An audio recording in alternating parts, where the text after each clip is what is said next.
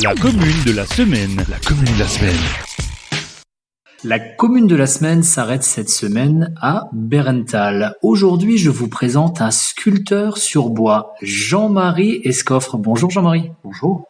Jean-Marie, dites-moi, vous avez baptisé votre atelier, le bois en lumière. D'où vient ce nom?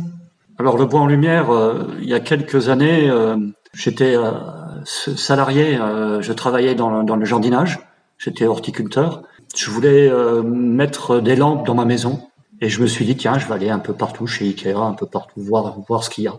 Et quand j'ai vu que tout le monde avait les mêmes lampes, voilà, le même design intérieur, je me suis dit je vais prendre le bois que moi je coupe, que moi je stocke et je vais faire des lampes d'intérieur pour égayer ma maison. Voilà. Donc vous avez fait quelque chose de très personnel, mais finalement, est-ce que c'est pas ça, l'artisanat d'art, faire des pièces uniques, des pièces qui reflètent aussi votre sensibilité, votre personnalité? Absolument, ouais. C'est exactement ça. En fait, le fait de manipuler le bois, de le tenir, de le travailler, de le poncer, de voir les teintes, les couleurs qu'il peut y avoir, les formes aussi qu'il peut y avoir. Et les pièces que je crée, moi, c'est des pièces uniques. Il y aura jamais de nulle part ailleurs. Les gens qui viendront chez moi acheter des pièces, ils peuvent être sûrs qu'il n'y aura jamais rien d'autre dans une autre maison, en fait.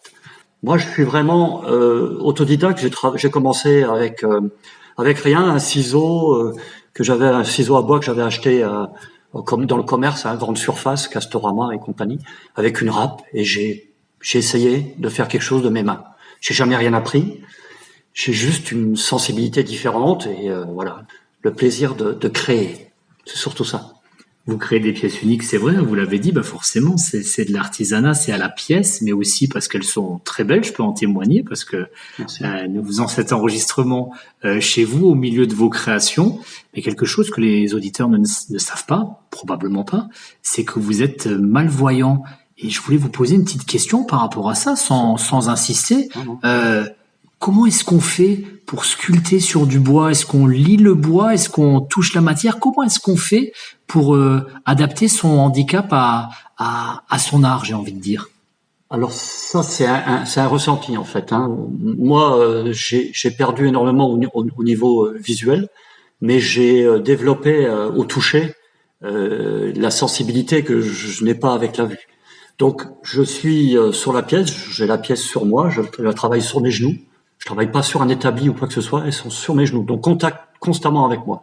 Et dès que je donne un coup de ciseau ou que j'enlève de la matière, je touche avec mes doigts pour savoir si le mouvement est beau, si le mouvement est propre, si le ponçage est bien fait, si c'est en fait le peu de vision que j'ai encore me permet de travailler au ciseau, mais tout ce qui est mouvement, forme, c'est mes doigts qui me donnent l'indication si c'est bien ou pas. Donc en fait, vraiment, le point de départ, c'est la matière, c'est une histoire d'amour avec le bois. Vous vivez une histoire d'amour avec cette matière? Ah ouais, absolument. Oui. Qui c'est qui n'aime pas regarder un arbre, s'admirer devant les formes des arbres, quoi. Je trouve ça magnifique, les racines, tout est beau, tout est structuré, tout est franchement et travailler cette matière noble. C'est que du bonheur pour moi. Franchement, c'est que du bonheur. Auparavant, vous habitiez Metz et maintenant vous êtes à Bérenthal. Du coup, j'imagine que pour ce qui est bois et forêt, vous avez plutôt tapé dans le mille, là, non? Ah ouais, en plein. Ça fait 30 ans que je viens ici faire de la randonnée, faire du VTT. On marche énormément avec mon épouse et on est tombés tous les deux d'accord. Le jour où on aurait des soucis de travail, mon épouse a été licenciée, moi je suis à la retraite depuis maintenant 5 ans, et on s'est dit, le jour-là, il est temps de faire quelque chose, et on a changé complètement de vision des choses. On voulait vivre dans un endroit calme, tranquille, où il y avait que des bonnes énergies, et avec un décor pareil, je vois pas où j'aurais pu être ailleurs, quoi.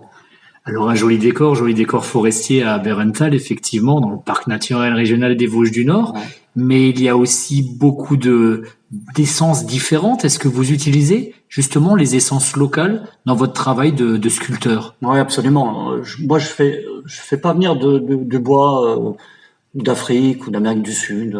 Moi, je trouve que les essences locales sont tellement belles. Il y a des frênes, il y a des hêtres, il y a des charmes, il y a tellement de belles essences et on se rend pas compte quand on a un arbre devant nous, on voit une écorce, un tronc, une écorce, bon. Mais quand on regarde simplement une coupe de bois, on se rend compte qu'il y a des motifs, des dessins, des couleurs, des teintes qui sont magnifiques. Donc mon trésor, il est là, mon jardin, il est là, mon inspiration, elle est là. S'il y a rien autre à dire que ouais, tout est bien, hein. Moi, je suis heureux ici.